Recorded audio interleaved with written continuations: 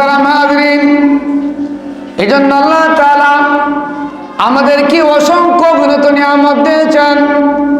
এই যে কথা বলতেছি, জবান দিয়েছে আল্লাহ তাআলার একটি নিয়ামত, এবং কি চক্ষু দিয়েছে আল্লাহ তাআলার নিয়ামত, নাক দিয়েছে আল্লাহ তাআলার নিয়ামত, মাথা দিয়েছেন আল্লাহ তাআলার নিয়ামত, এমনকি এই যে মসজিদে আসলাম দুই পা দিয়ে হেঁটে হেঁটে, এটাও আল্লাহ তাআলার নিয়ামত। জোরে বলেন সুবহানাল্লাহ।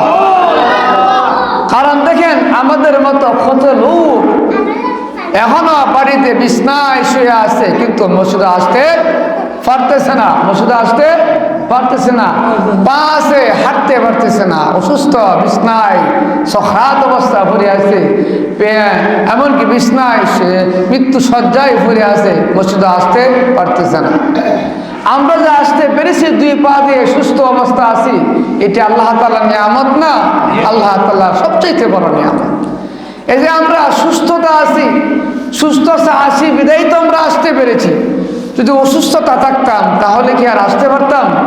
আসতে পারতাম না। দেখেন, আমাদের মতো কত লোক হাটে ঘাটে খেতে খামারে আনাচে খানাচে মিল ফ্যাক্টরিতে, এমনকি বাজারে যান, এমনকি হাটে ঘাটে যান, মার্কেটের দোকানে যান, বিশেষ করে হাসপাতালে যান।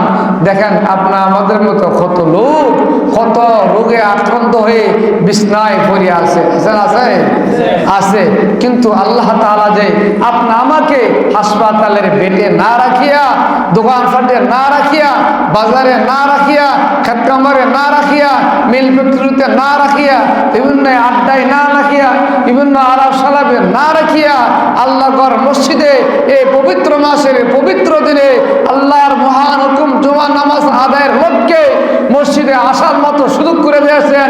এর চাইতে আর বড় কি নিয়াত হতে পারে? জোরে বলেন সুবহানাল্লাহ। এই জন্য আল্লাহ তাআলা বলছেন, লাইন শাকারতুম লাযিদান্নাকুম ওয়া লাইন কাফারতুম ইন্না আযাবি লাশাদীদ। ও আমার বান্দা বান্দিরা, তোমরা আমার নিয়ামত পাইয়া নিয়ামতের শুকর আদায় করো। যদি আমার নিয়ামত পাইয়া নিয়ামত খাইয়া শুকরিয়া আদায় করো, তাহলে আমি আল্লাহ তাআলা আমার নিয়ামত তোমাদের জন্য আরো বাড়িয়ে দেব। আর যদি তোমরা আমার নিয়ামত পাইয়া নিয়ামত খাইয়া শুকরিয়া আদায় না করো, অকৃতজ্ঞতা জ্ঞাপন করো, না শুকরিয়া করো, তাহলে তোমাদের জন্য রেখে দিয়েছে কঠোর আযাব এবং কঠোর শাস্তি। জোরে বলেন নাউযুবিল্লাহ। এই আয়াতের ব্যাখ্যায় তাফসীরে উল্লেখ রয়েছে যে শুধু আযাবই দিবেন না, আস্তে আস্তে যে আল্লাহ তাআলা আমাদেরকে যে নিয়ামত দিয়েছেন, এই নিয়ামতগুলো আস্তে আস্তে আস্তে আস্তে ছিনিয়ে নিয়ে দেবে। বুখারী শরীফের হাদিস, বনে ইসরাইলের গোত্রের 3 জন ব্যক্তি ছিল। আল্লাহ তাআলা তাদেরকে নিয়ামত দিয়ে তাদেরকে পরীক্ষা করেছিলেন। 3টা ব্যক্তি 3 রোগে আক্রান্ত ছিল। কয় রোগে আক্রান্ত ছিল? 3 রোগে আক্রান্ত ছিল। একজন ব্যক্তি ছিল সাদা দবদবে সাদা কুষ্ঠ রোগে আক্রান্ত। আরেকজন ব্যক্তি ছিল সে অন্ধ, পৃথিবী দেখতে পাইতো না, মানুষ দেখতে পাইতো না। আরেকজন ব্যক্তি ছিল টা খোলা, তার মাথায় কোনো চুল ছিল না। ওই 3 ব্যক্তি 3টা রোগে আক্রান্ত ছিল। সাদা দবদবে কুষ্ঠ রোগে আক্রান্ত যে ব্যক্তিরা, ওই ব্যক্তিরা মানুষের কাছে যাইতে পারতো না, মানুষকে মহব্বত করতে পারতো না, মানুষ তাকে মহব্বত করতো না, ভালোবাসতো না, মানুষ তার সাথে গেসা কেউ বসতো না, মানুষ তার সাথে আত্মীয়তা করতো না। জোরে জোরে বলেন নাউযুবিল্লাহ। কারণ সে কুষ্ঠ রোগে আক্রান্ত, সাদা দবদবা, দেখতে ভয়ঙ্কর লাগে। তার সাথে কেউ গেসা বসতেছে না, তার সাথে কেউ দুষ্ট করতেছে না, তার সাথে কেউ বন্ধুত্ব মহব্বত ভালোবাসা করতে চাই না। অর্থাৎ সে সবসময় ঘুরে বসে থাকে, সমাজের মানুষের সাথে ওঠা বসা চলাফেরা কোনো কিছু করতে পারে না, প্রথম ব্যক্তিরা। দ্বিতীয় ব্যক্তিরা ছিল ট্রাকওয়ালা, মাথায় তার চুল ছিল না, যেদিকে যাইতো সেদিকে মাথায় একটা ক্যাপ লাগায় রাখতো। আর মানুষ তাকে ঘৃণা করতো, মানুষ তাকে নিয়ে পুটকারি মারতো। এই যে তুই তো তোর টাকওয়ালা, তোর মাথা কি নাই, চুল নাই, এরকম মানুষে বলতো। সেও মানুষের সমাজে উঠা বসা করতে পারতো না, মানুষ তাকে মহাব্বত ভালোবাসা করতো না। জোরে জোরে বলেন নাউযুবিল্লাহ। 3 নম্বর ব্যক্তি ছিল অন্ধ ব্যক্তি, অন্ধ। ও মুহতারাম হাজিরিন, যে ব্যক্তিটা অন্ধ, সেই ব্যক্তিরা কি কে সুন্দর আর কে কালো দেখতে পায় না? না, দেখতে পায় না। তার কাছে সব সমান। এই সদালা সবলা পৃথিবী, শস্য শ্যামল কত সুন্দর পৃথিবী আল্লাহ তাআলা সৃষ্টি করেছে। ধান এক জাতের, লাগাইলে এক জাত, একটু বড় হলে আরেক জাত, আর একটু বড় হলে আরেক জাত। ওই ধান যখন ফাঁকে তখন হয়ে যায় আরেক জাত। কথা বলেন ঠিক না বেটে? শস্য আপনারা যে বাইন করছেন শস্য, হ্যাঁ, গাছ যখন উঠে এক জাত, একটু বড় হলে আরেক জাত, ফুল ছাড়লে আরেক জাত। যখন আপনারা শস্য কাটবেন তখন হয়ে যায় আরেক জাত। যাদের চোখ নাই, তার দ্বারা অন্ধ কানা, তারা কি আর দেখতে পায়? আল্লাহ তাআলা এই পৃথিবী কত সুন্দর সৃষ্টি করে বানাইছি, দেখতে পায়? দেখতে পাই না। অন্ধ মানুষ, সে একা একা চলতে পারে না, হাঁটতে পারে না, মানুষ তাকে মহব্বত ভালোবাসা করে না। ওই 3 ব্যক্তিকে আল্লাহ তাআলা পরীক্ষা করতে চাইলেন তার নিয়ামত দিয়ে। হযরত জিবরাইল আলাইহিস সালামকে তার কাছে পাঠাইলেন। বলছে, এই ফেরেশতা, তুমি তার কাছে যাও, তুমি যাও, মুসাফির অবস্থা যাও, গিয়া বলো প্রথম ব্যক্তির কাছে, হে কুষ্ঠরোগে আক্রান্ত ব্যক্তি, তুমি কি চাও পৃথিবীতে? তুমি কি চাও? আমার কাছে চাও, আমি তোমাকে দেয়া দেব। তখন ওই ব্যক্তিরা বলতেছে, ওই কুষ্ঠরোগে আক্রান্ত ব্যক্তিরা বলতেছে, হে ভাই, আমি তো কুষ্ঠরোগে আক্রান্ত, সাদা দবদবা, মানুষ আমাকে মহব্বত করে না, মানুষ আমাকে ভালোবাসে না, আমি কোনো মানুষের সাথে উঠা বসা করতে পারি না, চলতে পারি না। মুহতারাম হাজিরিন, এই কথা বলার পরে ফেরেশতা বলল, তাহলে তুমি কি চাও? সে বলতে লাগলো, ভাই, যদি আমি সুস্থতা হতে চাই, যদি তুমি আমাকে যদি রোগ থেকে মুক্তি দাও, বা এমন কোনো ওষুধ আছে যদি আমাকে ভালো করতে পারো, তার সবচাইতে এটাই আমার জন্য শুকরিয়া। ভালো জোরে জোরে বলেন সুবহানাল্লাহ। এ কথা বলার পরে হযরতে ফেরেশতা জিবরাইল আলাইহিস সালাম তার আল্লাহর হুকুমে পবিত্র হাত তার সমস্ত শরীরে মুছে দিলেন। মুছে দেওয়ার সঙ্গে সঙ্গে তার সমস্ত দবদবা শরীর পরিপূর্ণ একটা রোগ মুক্ত শরীর হয়ে গেল। জোরে বলেন সুবহানাল্লাহ। এবার বলল, হে ভাই, তুমি আবার কি চাও? এ লোকটা বলল, ভাই, আমি তো দরিদ্র, অসহায়, গরিব, মিসকিন, আমার কোনো অর্থ সম্পদ নাই, সব কিছু শেষ হয়েছে চিকিৎসা করে। তাহলে যদি আমার কোনো যদি সম্পদ হতো তাহলে ভালো হতো। তাহলে তাকে আল্লাহর পক্ষ থেকে ওই জিবরাইল কি করলেন, তাকে একটা গাভী উটনি দিলেন। গাভী উটনি কি দিলেন? একটা গাভী উটনি দিলেন, এবং তার জন্য বরকতের দোয়া করে দিলেন। জোরে জোরে বলেন সুবহানাল্লাহ। এবার জিবরাইল গেল দ্বিতীয় ব্যক্তির কাছে, বললো, হে ভাই, তুমি কি চাও? সে ব্যক্তি বললো, ভাই, আমি তো অন্ধ মানুষ, কানা, এই পৃথিবীটা কেমন, মানুষ ধলা না সাদা, কে কালো, কে সুন্দর, আমি কিছু দেখতে পাই না। ও ভাই, আমার চোখটা যদি ভালো হয়ে যেত তাহলে তো আমি আর কিছু চাই না। আল্লাহ তাআলার হুকুমে ওই ফেরেশতা তার হাত মোবারক দিয়ে তার চোখটি মুছিয়ে দিলেন, এবং সঙ্গে সঙ্গে তার চক্ষুদ্বয় ভালো হয়ে গেল। জোরে বলেন সুবহানাল্লাহ। এবার বললেন, হে ভাই, তুমি আবার এখন কি চাও? সে বলল, ভাই, আমি তো দরিদ্র, অসহায়, মিসকিন, আমার অর্থ সম্পদ নাই, সম্বল নাই, টাকা নাই, কোনো কিছু নাই, ভাই, আমার কিছু সম্পদের প্রয়োজন। তখন তাকে একটা গর্ভবতী গাভী দিল, গাভী, এবং তার জন্য বরকতের একটি দোয়া করিয়া দিল। জোরে জোরে বলেন সুবহানাল্লাহ। এবার গেলেন তৃতীয় ব্যক্তির কাছে, গিয়ে বলল, হে ভাই, তুমি কি চাও?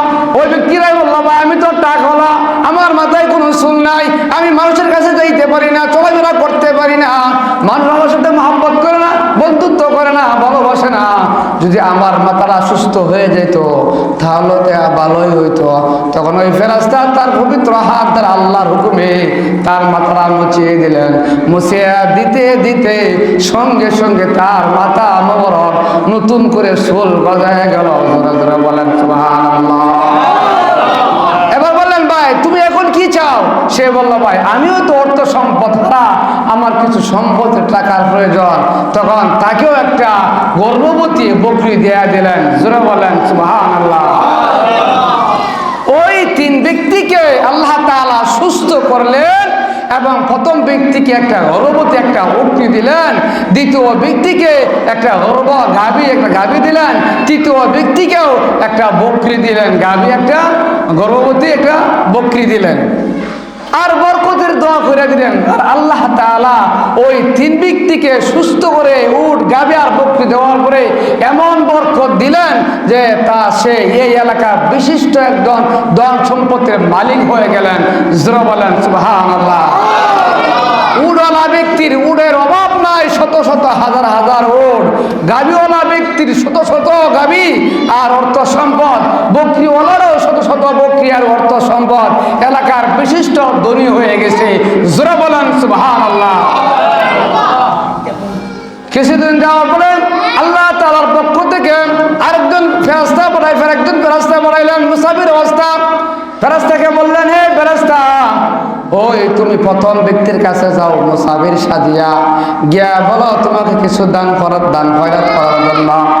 ওই ব্যক্তির কাছে অর্থাৎ প্রথম ব্যক্তির কাছে গেল। ফেরেশতা গিয়া বলল হে ভাই আমি অনেক দূর থেকে এসেছি, আসার পথে আমার সম্পূর্ণ টাকা পয়সা শেষ হয়ে গেছে বা লুট হয়ে গেছে।